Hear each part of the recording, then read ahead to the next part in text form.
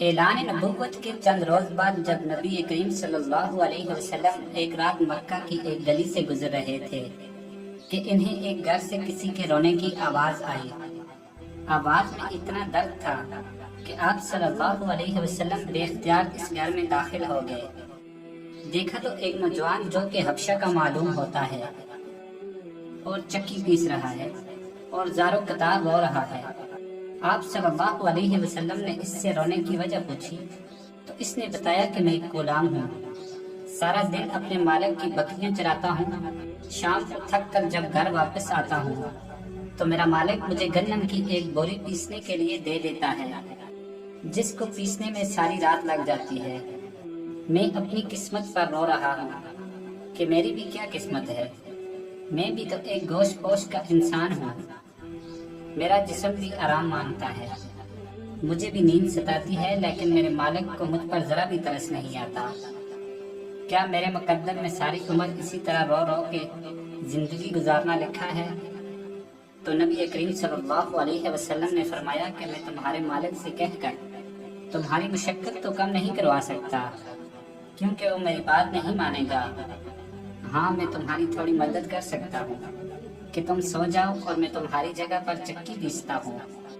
وہ غلام یہ سن کر بہت خوش ہوا اور شکریہ ادا کر کے سو گیا، اور آپ صلی اللہ علیہ وسلم اس کی جگہ چکی پیستے رہے۔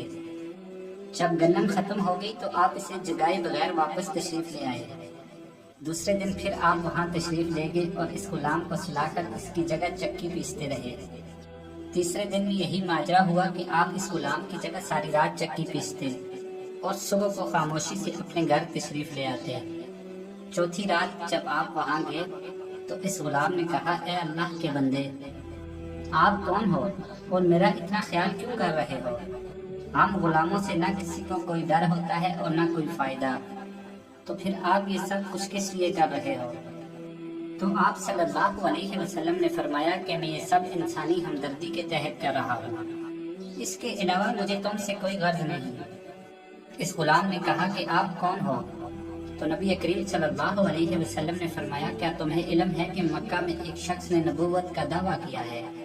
اس غلام نے کہا کہ ہاں، میں نے سنا ہے کہ ایک شخص جس کا نام محمد صلی اللہ علیہ وسلم ہے اپنے آپ کو اللہ کا نبی کہتا ہے۔